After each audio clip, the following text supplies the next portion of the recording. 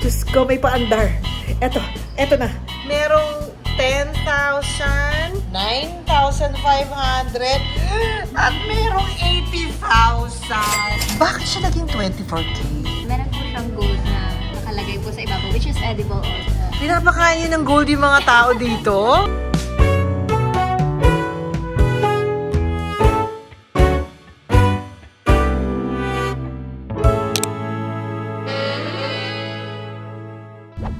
For our short break,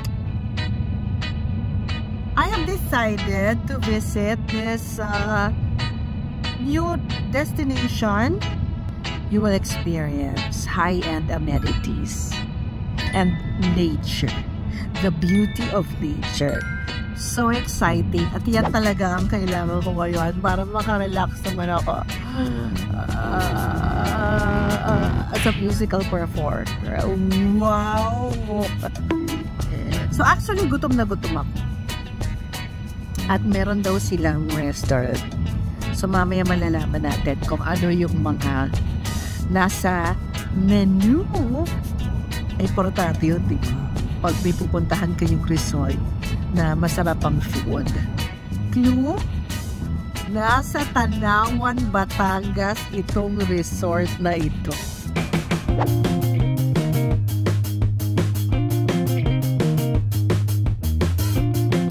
Yay! Welcome to the Vineyard in Tanawan!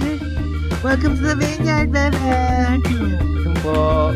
Hello po, magandang gabi po. Gabi po, ma'am.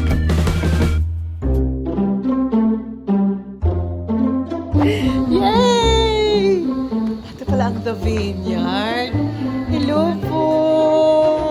Welcome to my channel. And welcome sa The Vineyard. Ayan, mag-check-in muna kami. Check-in lang kami ng isang gabi for a short break. At sabihin ko lang ang mga documents. Tapos, may restaurant kayo dito, Kat. Ay, wala kang nameplate. Si Princess na Ano na dito ka? Dapat nandun ka sa castle. Katapat kasi yung J Castle. Princess and Kat, may pagtatapat ako sa inyo. Ayaw nilang sumagot pag merong camera. Princess and Kat, may pagtatapat ako sa inyo. Ano po yun, ma'am? Nagugutom ako. May restaurant kayo? Yes, ma'am. We have Talaga? restaurant po. Ang laki ng lugar. Ay, by the way, asawa ko, si Danilo. Then, welcome to the Vineyard. Thank you. Hello, boys. Hello po, ma'am. Ay, artistahin to. Artistahin to. Hello po. Ikaw din. Mag-best friend kayo. Yun ang role. Okay? Magsulat ka na para makakain ka na. Ito na nga.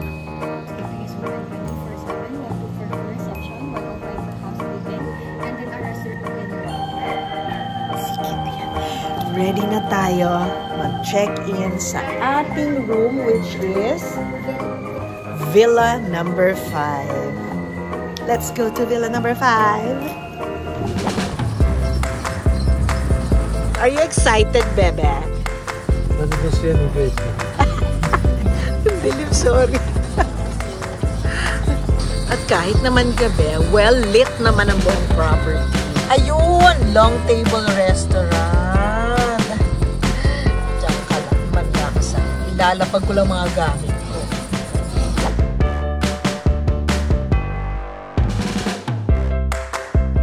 So, welcome to Fusion and Family to our Range Pool Villa. Range Pool Villa. Ay, ang ganda. Gusto ko yung may mga halaman na ganito agad-agad pagpasok. Oh my gosh! Ang laki naman. Ay, may paandar. Kurtina gumagalaw mag-isa. Diyos ko. Hello. I know. Oh, Miss Eugene Domingo and family.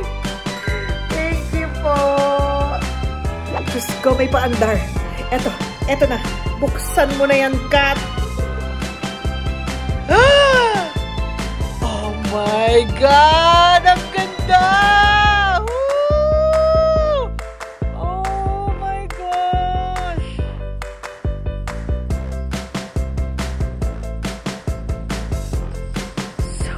beautiful. And can you see? There's a castle there. Makikita niyo yung castle from Villa number 5. At ang sarap ng hangin, ang presko.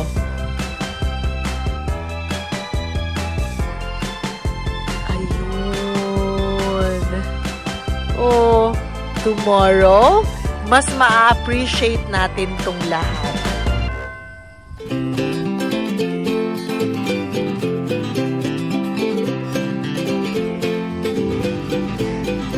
Pala long table. Long ang mga tables. Yes. Hello po, good evening. Pwede pong makikain. Hello po, ma'am. Good evening po. Hi, Miss Adrian.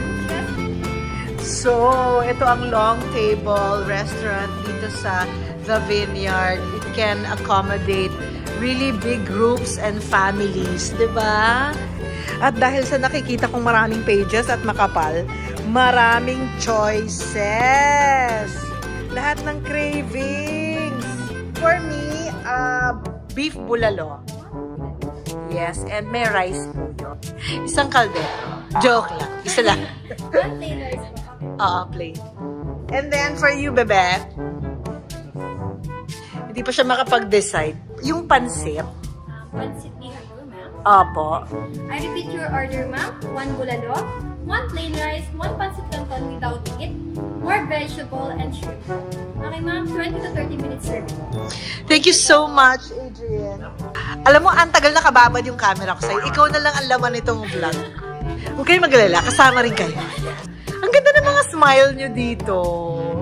I love it. I love staff and crew that are smiling. Diba? Ay, nakalimutan ko itanong kay Adrian, ano ang, ikaw na lang, Janelle, best seller dito? Sa Ang best seller talaga is the steak, yung 24 karat na minatama, and yung Lomi de Batangas po na specialty po na ng Batangas. Oo. Sorry naman, hindi ko na-order now kasi hindi ko pa siya cravings. Pero nakita ko siya. Oo. And there's steak. Itong 24K Premium Tomahawk. Bakit siya naging 24K? Ay, may dialogue na siya. Ano yun? dahil po sa 24 karat, meron po siyang gold na nakalagay po sa ibabaw, which is edible also. Totoo ba? Yes, po. Pinapakain niyo ng gold yung mga tao dito? So anyway, pag gold din, sa bagay, hindi na syempre papakita sa'yo yun. Ano? By the way, meron silang wine cellar. Diyos ko, base pa lang sa mga bote, nararamdaman ko na bigatin ang mga liquors and wines nila dito.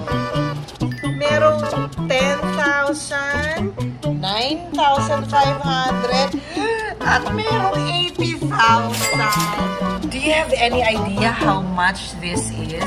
Louis the hindi marunong magbasa. Louis the 13th. Okay. As far as I know po, it costs nearly 300,000 pesos po, but it's not for sale, but just for personal collection. Oh my God! 300,000 po ito. Picture tayo, ako rin ang kukuha. So ano, lahat na lang ako, umasa na kayo sa akin lahat. Ako talaga yung kumuha. Ayan na! For your sample, beef bulalo. Woohoo! Prawn pinakbet!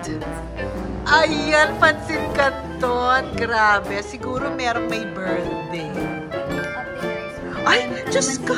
Ay, sino nag-order ng rice? Ay, ako pala. Thank you. Okay. Bon appetito, amore. Grabe, ang sarap ng beef. Ang sarap talaga ng bulalo dito sa Batangas. Grabe, ang sarap. Thank you, Lord. Ah, my comfort food. Bulalo. Sarap ng food sa The Vineyard. What can you say about the food? Sarap. Sarap. Ah, really sarap.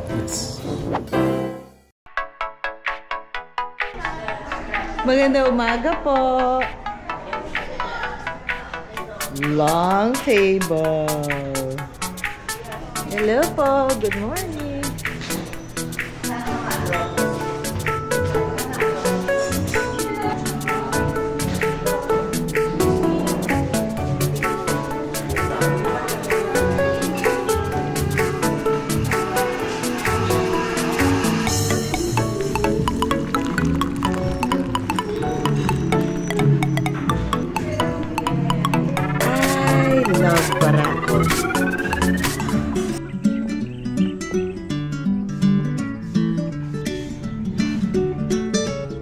Maganda umaga po.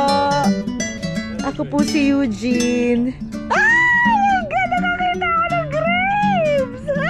Oh my God! May grapes! Dito sa Tanawan, Batangas. Sa The Vineyard mismo. Kuya, pupuntahan kita dyan. Eto patubo pa lang, di ba? Ah, bagong prune. Ano po ibig sabihin nun? Ah, bagong putol. Okay. Oh my God, it's true! Ayun siya. Ang ganda! And the irony is, I have never seen up close the vineyard in Italy. It's amazing! Ang galing ano, parang hindi totoo.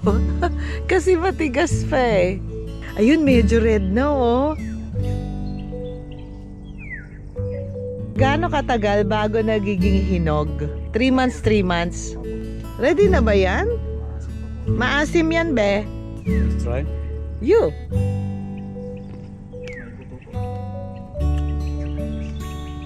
Not bad. Wow! Really? So amazing! Please, no picking of grapes. Huwag kayo excited. You're forbidden here, you Italian. You pick the grapes, they're not yet ready. And then pagka-harvest, gagawing juice or anything, bas kakainin o binibenta or binibenta sa mga guests. Tapos natutuwa naman sila sa sarap. Oo naman, ano? Kasi kung hindi sila natutuwa, eh, tigilan na natin to. Ay, grabe. Amazing. For me, napaka-cinematic nito. Alam mo yon, yung nag-uusap kayo, tapos may mga grapes na ganyan. Oo, tapos ang ganda ng tama ng araw.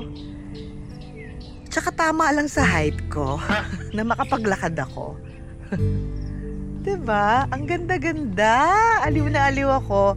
And it provides, enough shade. Tapos lumulusot-lusot lang yung araw.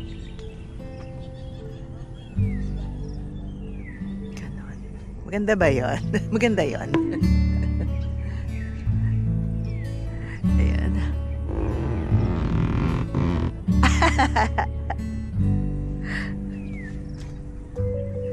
Ang ganda-ganda. Nakakaaliw.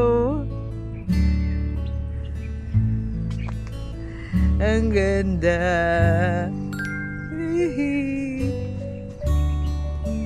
Ah! Di pa handa. Oh, di ba? In-achieve talaga ng The Vineyard. Ang vineyard. Nakaka-happy talaga kapag yung lugar may mga fruits, may mga greens, may mga gardener. Kumaway naman po kayo sa channel. Yes! Sila yung mga magagaling na gardeners dito sa The Vineyard. Lahat kayo taga dito, sa Tanawan. Taga-Laon po. Ay, taga-Laon! Lain ng biyahe mo. Araw-araw ka bang mauwi ng Laon yan? Mabuti naman. Good for you. Then, sa palagay nyo, saan pa pwede magpa-tubo ng, mag-alaga ng grapes? Pwede ba sa Quezon City? Pwede po ma'am, basta direct to sunlight po. Diyos ko. Alam mo, posible talaga. Halos araw-araw sa atin, tutok ang araw, di ba, no? We should have more grapevines and vineyards. So beautiful. I mean, we should have more vineyards than buildings. Thank you po. Hindi pa siya masyadong hinog. So, ito na nga ang The Vineyard. Na-experience na natin. We stayed for a night and we slept really well. And the breakfast is sufficient. It's nice to experience Barako, kape, especially from here in Batangas.